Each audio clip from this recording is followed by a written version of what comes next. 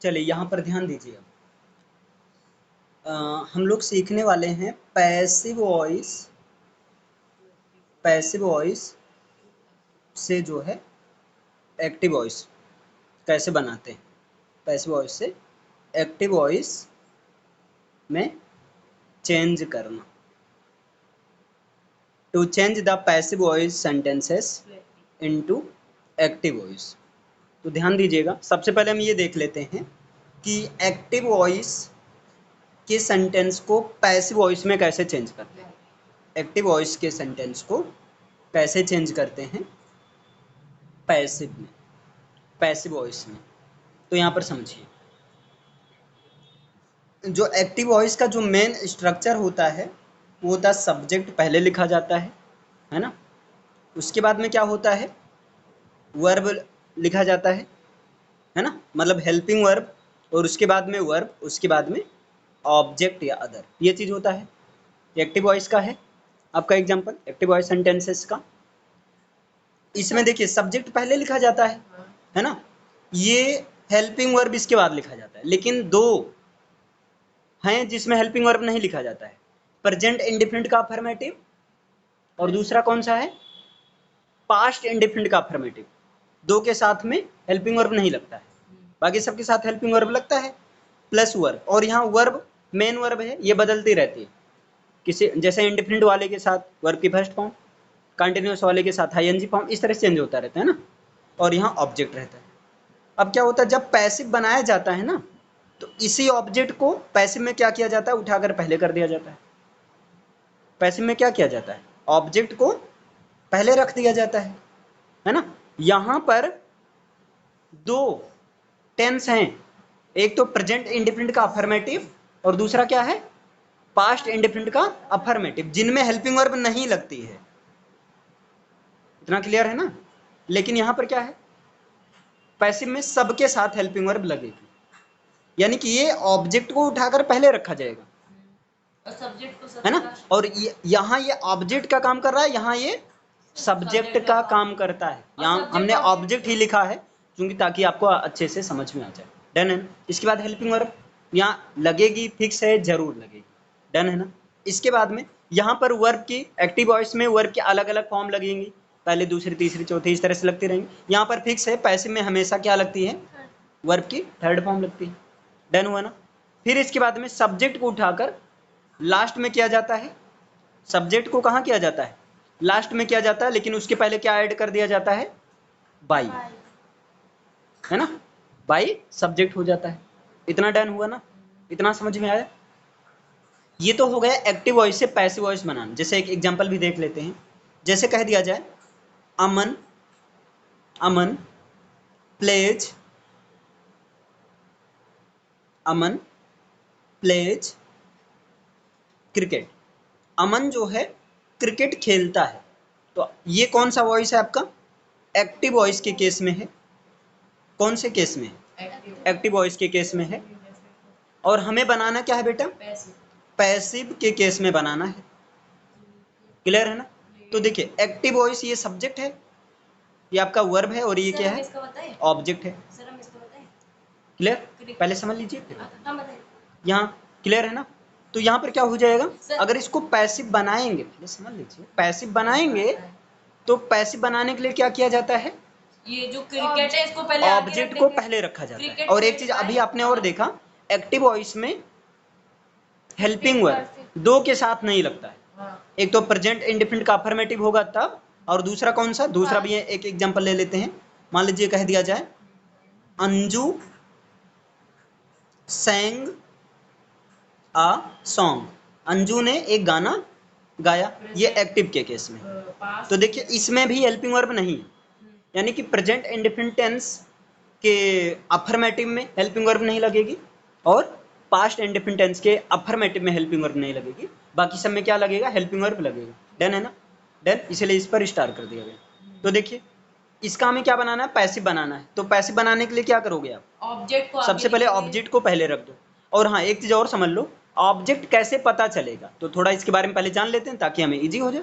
तो ऑब्जेक्ट की यानी कि आइडेंटिफाई कैसे होगी, तो सिंपल सा, आप ऑब्जेक्ट वैसे होता है जो काम को रिसीव करता है, जो सब्जेक्ट के काम को रिसीव करता है। लेकिन आप ये सब दुनियादारी हटाओ, सीधा देखो, ऑब्जेक्ट वो होता है जो whom मतलब किसे या किसको, और जो what जो whom या what का रिप्लाई होता है।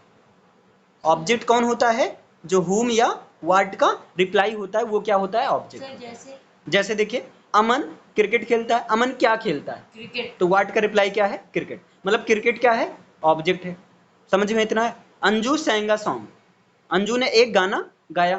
तो देखिए, Anju sang a song, Anju ने क्या गाया? एक गाना गाया, है ना? समझ में आए? तो जो वाट या whom का रिप्लाई हो, वो क्या होता है? ऑब्जेक्ट होता है। डन? पहले का क्या होगा? इतना समझ में आए? तो क्रिकेट को क्या करो? सबसे पहले ऑब्जेक्ट को ही रखना है, तो ऑब्जेक्ट को पहले करो। तो क्या कर दो? यहाँ दा कर दो, है ना? यहाँ क्या कर दीजिए? The cricket. क्लियर है ना? अब देखिए यहाँ पर, अब सुनो भाई, द क्रिकेट हो गया। फिर यहाँ पर देखिए, यहाँ हेल्पिंग वर्ब तो ऑप्शनल है, दो जगह नहीं लगता है, लेकिन पैसिव में हेल्पिंग वर्ब लगेगा लगेगा लगेगा, मतलब कसम खा लो उसे, फिक्स है। लेकिन कंडीशन क्या था कि प्रेजेंट इंडेफिनिट का हेल्पिंग वर्ब इजेमार होता है ना? तो यहाँ पर क्रिकेट के अनुसार क्या लगेगा? इज लगेगा, क्योंकि क्रिकेट सिंगुलर केस में है, तो यहाँ क्या आएगा? इज हो गया। फिर इसके बाद क्या करें? हमेशा वर्ब की हेल्पिंग वर्ब यहाँ चेंज होगी, चेंज होती रहेगी अकॉर्डिंग टू सेंटेंस। सेंटेंस के अकॉर्डिंग हेल्पिंग वर्ब क्या होगी? चेंज होती रहेगी। कैसे चेंज होती रहेगी? अगर प्रेजेंट इंडेफिनिट टेंस है तो इजेमार आएगा, अगर प्रेजेंट कंटिन्यूअस टेंस है तो इजेमार प्लस बीइंग हो जाएगा, है ना? अगर हैज या हैव है तो पैसिव में क्या हो जाएगा? हैज बीन या हैव बीन हो जाएगा। पास्ट इंडेफिनिट है तो वाज या वर ऐसे आएगा। डन है ना? चलिए यहाँ पर देखिएगा, तो यहाँ क्या हो गया आपका? ये हेल्पिंग वर्ब क्या हो गया आपका? हमने अप्लाई कर दिया। इसके बाद वर्ब के हमेशा क्या लगेगा? Third form. तो प्ले का हमेशा क्या कर दो? प्लेड कर दो, है ना? फिर ये कह रहे हैं लास्ट में क्या करना है? सब्जेक्ट को उठाकर लास्ट में करना है, लेकिन बाई के साथ में करना है, बाई के साथ में करना है। तो यहाँ पर क्या हो गया? बाई क्या हो गया? अमन हो गया। इतना समझ में आया? अब दूसरा देखिए, यहाँ भी सेम यहाँ करेंगे। अंजू ने एक गाना गाया, तो अंजू ने क्या गाया? एक गाना गाया। तो यहाँ पर क्या हो जाएगा? अच्छा सॉरी भाई, थोड़ा सा मिस्टेक हो गया, सॉरी यार। प्लेड बाई अमन यहीं पर होगा, ये गलती हो गई। डन है ना? अब यहाँ देखिए, यहाँ पर अंजू ने एक गाना गाया, तो अंजू ने क्या गाया? एक गाना। तो क्या करो? आ सॉन्ग को पहले कर दो, क्योंकि ऑब्जेक्ट यही है ना? फिर इसके बाद में क्या कर दो? अब यहाँ पर देखिए, पास्ट इंडेफिनिट है, सॉन्ग सिंगुलर का केस है, तो क्या लगेगा? वाज या वर, क्योंकि पास्ट इंडेफिनिट का। हाँ, आ सॉन्ग वाज, फिर यहाँ थर्ड फॉर्म तो संग होगा, SUNG संग होगा। फिर अंजू को कैसे ऐड करो? बाई के साथ में अंजू कर दो। समझ में इतना आया?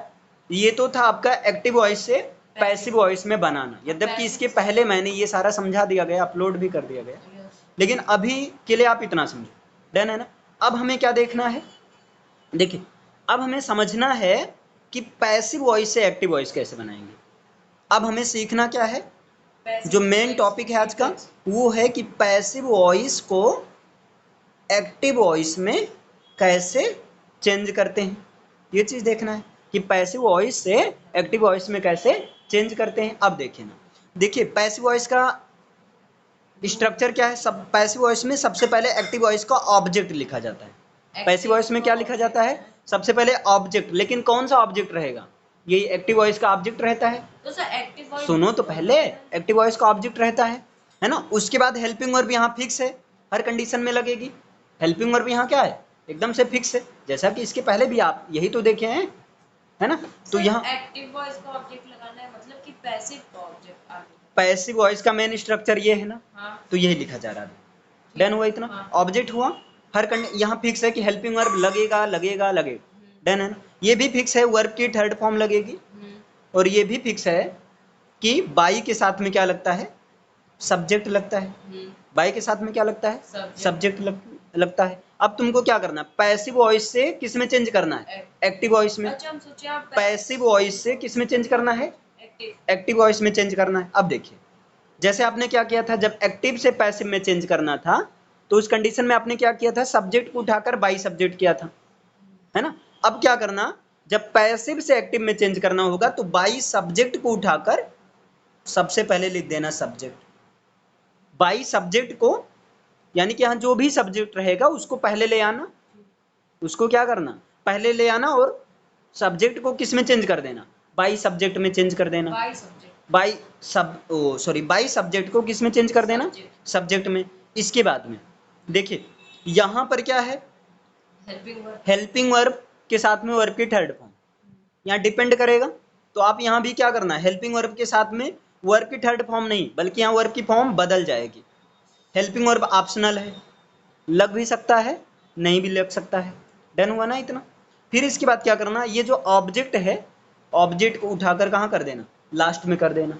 ऐसे नहीं समझ में आएगा। चलिए एक एग्जांपल बताते हैं अभी अच्छे से क्लियर हो जाएगा। जैसे मान लीजिए कह दिया जाए, ध्यान दीजिएगा, कह दिया जाए द क्रिकेट इज प्लेड। एक मिनट मैं जूम कर देता हूँ, हाँ देखिएगा, the cricket is played by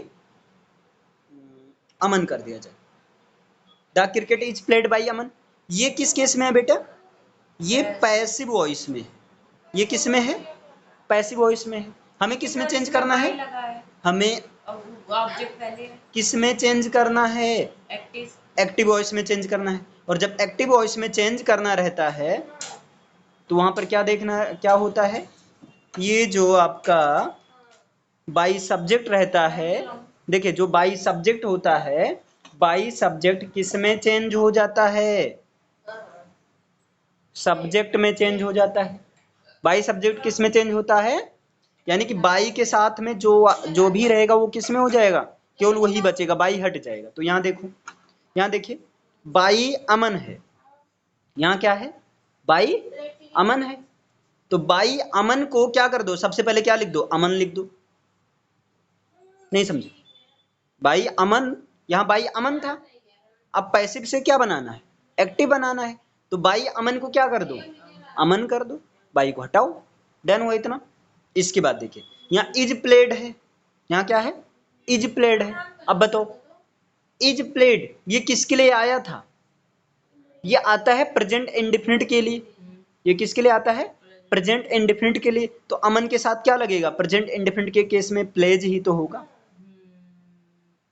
इतना क्लियर हुआ ना भाई, प्लेज का ही तो आपने किया था, प्लेज के अनुसार आपने किया था कि यहाँ इज एम आर लगेगा। तो इज प्लेड का किस में कर दो, प्लेज कर दो। फिर यहाँ द क्रिकेट है तो यहाँ कर दो क्रिकेट, खत्म हो गया। समझ में आया। चलिए एक एग्जांपल और देखते हैं। जैसे हम कह दें, यहाँ पर ध्यान देना, यहाँ पर एक एग्जांपल और देते हैं। A letter is being written, a letter is being written by me. अब यहाँ पर ध्यान दीजिए, बाई मी है, ये किस केस में है बेटा, ये पैसिव के केस में। और चेंज किस में करना है आपको, एक्टिव में करना है।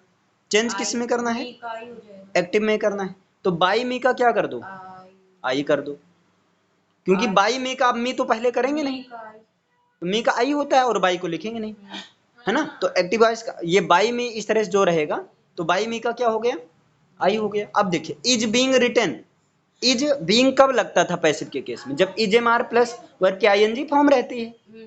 जब is am are plus verb की आईएनजी फॉर्म रहती है तभी तो इज बीइंग लगता है। तो यहाँ क्या कर दो, आई फिर am writing, I am writing. अब देखो am writing, is am are plus verb की आईएनजी फॉर्म रहती है तभी तो is am are plus being किया जाता है। तो यहाँ क्या हो गया, एम राइटिंग।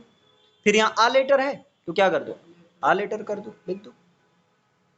समझ में आया, इतना समझ में आया। मतलब आपको याद क्या रखना है, देखिए अब पूरा कर देते हैं, आपको एक समराइज कर देते हैं। देखिए याद क्या रखना है, जब आपको पैसिव वॉइस से किस में चेंज करना होगा, एक्टिव वॉइस में चेंज करना होगा। जब आपको पैसिव वॉइस से एक्टिव वॉइस में चेंज करना होगा तो उस कंडीशन में जो भी पैसिव वॉइस में अगर बाई मी है तो एक्टिव में क्या हो जाएगा, आई हो जाएगा। अगर पैसिव में बाई अस है तो एक्टिव में क्या हो जाएगा, बी हो जाएगा। अगर पैसिव में बाई देम है तो एक्टिव में क्या हो जाएगा, बोलो, एक्टिव में क्या हो जाएगा, दे दे हो जाएगा, है ना। अगर पैसिव में बाई यू है तो एक्टिव में भी क्या हो जाएगा, यू यू हो जाएगा। अगर पैसिव में आपका और क्या बचा, बाई हिम है, बाई हिम है तो एक्टिव में क्या हो जाएगा, ही हो जाएगा, क्योंकि ही के लिए हिम होता है। अगर पैसिव में आपका बाई हर है शी तो इसमें क्या हो जाएगा, शी सी हो जाएगा। अगर पैसिव में आपका बाई करके कोई नेम है तो यहां पर क्या हो जाएगा, केवल नेम हो जाएगा। एक तो ये याद रहेगा ना। दूसरा चीज अब देखिए, दूसरा ध्यान देना। दूसरा, अगर पैसिव में इज एम आर के साथ में वर्ब की थर्ड फॉर्म है तो इसको कर देना वर्ब की पहली फॉर्म या वर्ब की पहली फॉर्म में एस या ईएस लगा देना, जैसा अभी आपने किया था। देखिए यहां पर इज प्लेड है तो इज एम आर के साथ वर्ब की थर्ड फॉर्म है तो आपने पैसिव में क्या किया, वर्ब की पहली फॉर्म या वर्ब की पहली फॉर्म में एस या ईएस यहाँ प्लेस किया गया, क्योंकि अमन क्या है, सिंगुलर है। इतना समझ में आया। अब देखिए, अगर पैसिव में आपका इज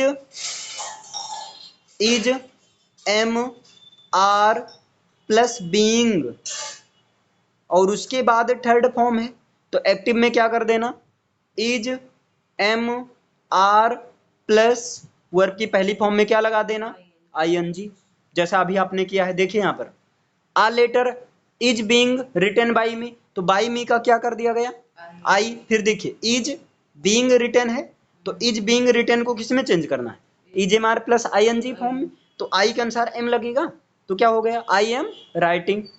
इतना समझ में आया। इसी तरह अगर आपका पैसिव में,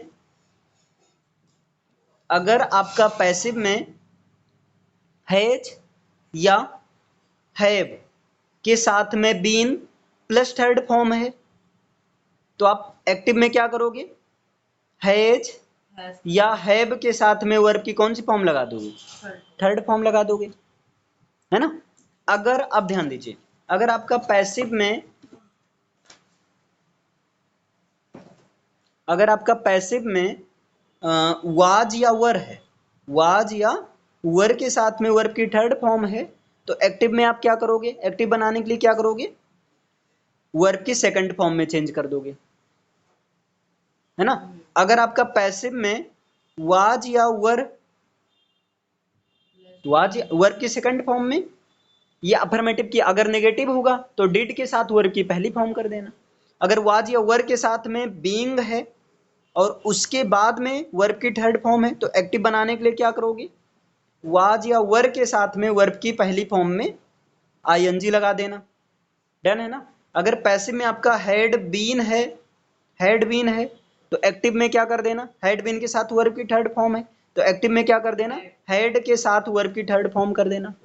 अगर पैसिव में आपका विल बी या शैल बी है तो एक्टिव में क्या कर देना, बिल या शैल, हाँ वर्ब की यहाँ थर्ड फॉर्म रहेगी तो एक्टिव में क्या कर देना, बिल या शैल के साथ में वर्ब की कौन सी फॉर्म, फर्स्ट फॉर्म कर देना, है ना। अगर पैसिव में आपका है will have been, will have या शैल हैव के साथ में बीन है, मतलब विल हैव बीन या शैल हैव बीन और उसके बाद थर्ड फॉर्म है तो एक्टिव में क्या कर देना आप, विल हैव शैल हैव या जो है शैल हैव के साथ में वर्ब की थर्ड फॉर्म कर देना, वर्ब की कौन सी फॉर्म, थर्ड फॉर्म कर देना, है ना। समझ में आया। अगर कोई मोडाल्स के साथ में, मोडाल्स मतलब शैल कैन कुड मे माइट ये सब मोडाल्स के साथ बी है तो पैसिव में क्या कर देना, और यहाँ पर हमेशा वर्ब की थर्ड फॉर्म तो पैसिव में क्या कर देना, बी को मत लिखना, मोडाल्स के साथ में वर्ब की कौन सी फॉर्म लिखना, फर्स्ट फॉर्म लिखना। अब देखिएगा, जैसे समझिए, जैसे मान लीजिए एक एग्जांपल लिया जाए, यहां समझिए, ध्यान दीजिएगा। राहुल, है ना, Rahul should be beaten by us. अब इसको ये पैसिव में आपको किस में बनाना है, सर पहले बी कब लगता है, एक बार बता दीजिए। मोडाल्स के साथ हमेशा बी लगता है पैसिव के केस में, मॉडल्स के साथ, है ना। जैसे मॉडल्स है आपका, मॉडल्स है ना। अरे भाई शुड, देन हाँ, यहाँ ध्यान दीजिए। अब बनाना है एक्टिव वॉइस में। जब एक्टिव वॉइस में बनाएंगे तो बाई आज को किस में करेंगे, बी बी में कर दो। फिर यहाँ देखो मॉडल्स के साथ बी है, और कहीं भी बी रहेगा तो बी को हटा देना, सिंपल से इतना यार। और शुड वी शुड हाँ ऐसे याद रखो, अगर यहाँ जैसे बी है तो इसको हटा देना, वी तो शुड यहाँ क्या हो, शुड भी है तो यहाँ आप केवल आप क्या लिखो, शुड लिखो। बी अब देखिए यहाँ शुड बी के साथ वर्ब की थर्ड फॉर्म, लेकिन मॉडल्स के साथ क्या रहता है, वर्ब की पहली फॉर्म। तो यहाँ पर क्या, बीट बीट यहाँ कर दो। फिर यहाँ राहुल है तो राहुल को ऐसे चुपचाप राहुल लिख दो, वी शुड बीट बस बन गया आपका। समझ में आया। एक और देख लीजिए। हाँ चलिए, अगर हम कह दें अगर हम कह दें I was given, I was given a gift by her, मतलब मुझे उसके द्वारा मुझे गिफ्ट दिया गया। अब देखो इसको बनाना किस में है, शायद इसका होगा शी। हाँ तो बाई हर को क्या कर दो, सी कर दो। शी अब देखिए वाज गिवन है, was given मतलब तो वाज इज ए मार्क। देखिए वाज गिवन, वाज या वर्ब के साथ वर्ब की थर्ड फॉर्म रहता है तो किस में चेंज होता है, वर्ब की सेकंड फॉर्म में चेंज होता है। तो वाज गिवन के बाद क्या कर दो, गेव, भाई गिव का गेव, फिर आ गिफ्ट ये अदर है, तो इनको चुपचाप ऐसे लिख दिया करो, आ गिफ्ट। फिर यहाँ देखो आई है, तो आई को जब ऑब्जेक्ट की जगह ले जाओगे तो मी हो जाएगा। बस हो गया आपका, समझ में आया।